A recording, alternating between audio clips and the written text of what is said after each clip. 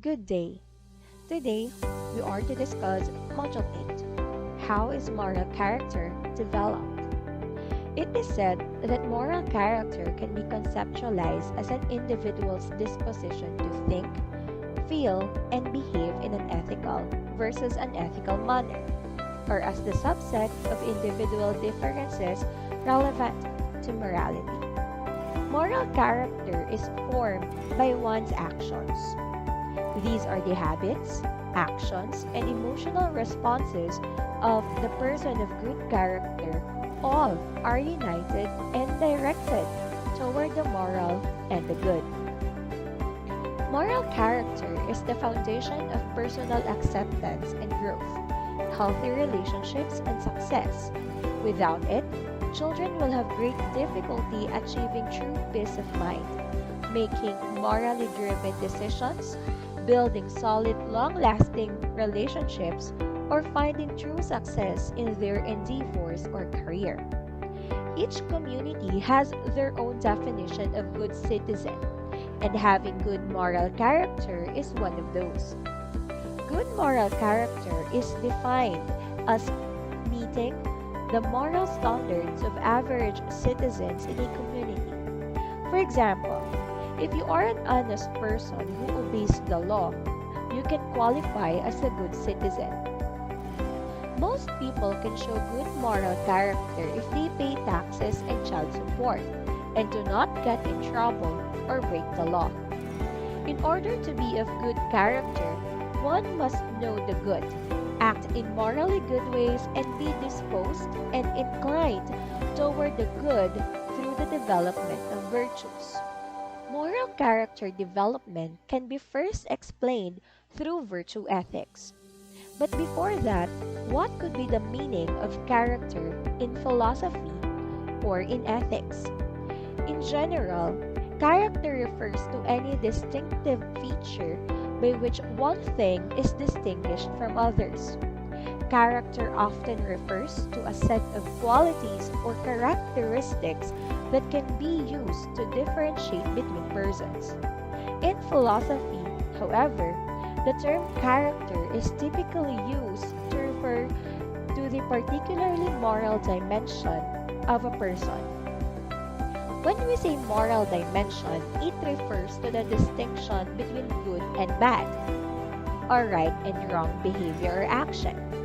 As moral character relates to the wrongness or goodness of human action, Aristotle discussed that individuals' actions are based upon their inner moral virtue.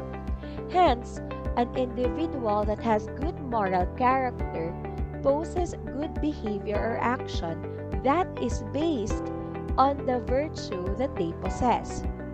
For example, an individual who possesses honesty as a virtue will tend to tell the truth at all times and do not lie.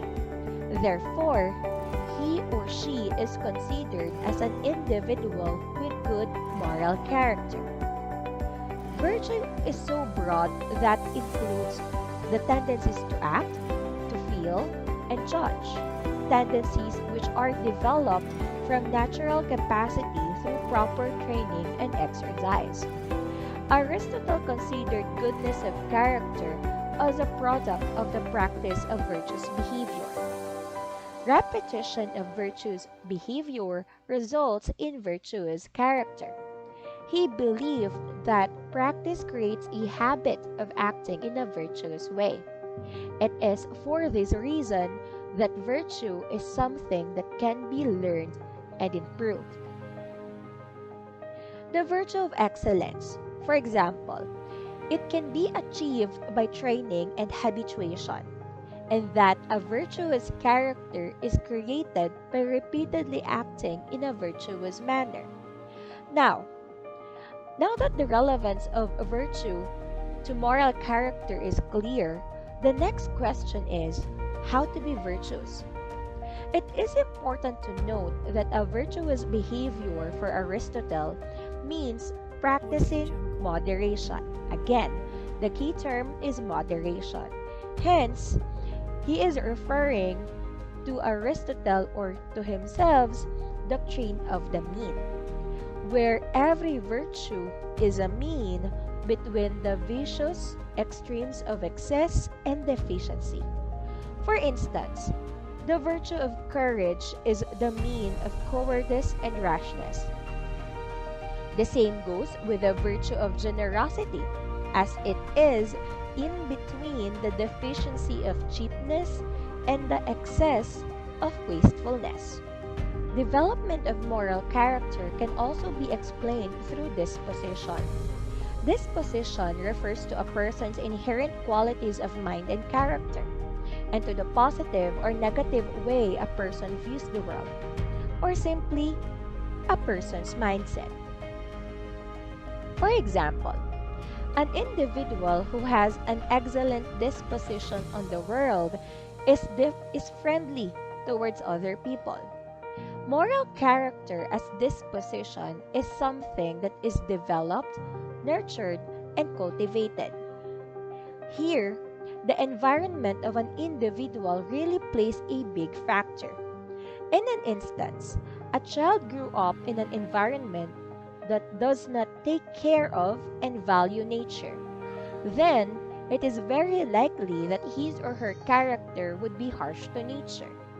On the other hand, if a child was carefully taught and guided on how to take care of the environment, then it is more likely that the child will be an agent of environmental change and development, as he or she knows the importance and value of nature. Moral character is said to be not something that is imposed from the outside, but something that springs from the will of the moral agent. Hence, a moral character develops as he or she grows into maturity. In the previous discussions, the idea on how our moral character or virtues resonate through our actions were presented. But now, we are to discuss the effect of our actions on our moral character. First, repetition of action and its effect on the person. Actions can be repetitive or automatic in at least three different ways: by habit, by education, and by habitus. When an action is constantly repeated over time, it can become a habit. An example may be when eating. We hold the spoon in our right hand. No conscious choice is made. It is physically automatic. Another example, the physician who automatically writes a prescription for contraception for patients who ask and no longer thinks it through has acquired a habit. This would appear as if the doctor is not doing his job properly. Another type of automatic action is a skill or education. Actions become skills through repetition and experience. For example, the baker automatically stops kneading the bread dough when it reaches a certain elasticity. These actions are done without consciously thinking through all the steps and reasoning and judgments.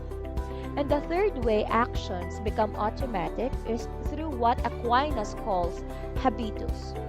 It is a person's readiness to act in a certain way.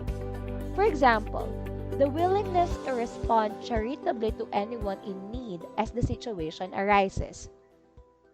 While this example is about charity, there is nothing about habitus that requires it to be good, as there are habitus that are not considered moral, such as the act of taking things without permission. It can also be considered as habitus. The morality of the action also determines the morality of the habitus. Now, the third aspect of the circular relation of acts and character is the type of action. Because human beings are body-soul unities, actions of the body are actions of the self. Aquinas believed that actions are often bodily processes through which people go, but some of them occur without thinking about them at all, while others involve reflection. Aquinas distinguished two types of action as actus homini hominis and actus humanus. Actus hominis is traditionally distinguished, such as walking, eating, or sleeping, which means these are actions that are instinctive or based on our human nature. For instance, laughing when being tickled. While actus humanus is a human action, an act of decision, whose source is in rational knowledge and free will, that makes it more closely associated with moral character. For instance, laughing at someone. Laughing at someone would somehow mean that you are ridiculing someone. Hence, it shows that you have a not so good moral character. Lastly, intention and responsibility. Intention and responsibility are the two important aspects of the revelatory nature of action, simply because human beings own their actions and its consequences, even the accidental ones, whereas both of them, intention and responsibility, were deeply rooted in the will. And when we say will, it is considered as the central to the field of ethics because of its role in enabling deliberate action, which is the source of self-possession and self-governance. When we say self-possession, it is the state of controlling one's emotions or actions, while self-governance is equated to autonomy, or one having control over one's own affairs or actions. Because of self-possession and self-governance, human beings both intend their actions and have responsibility for their actions.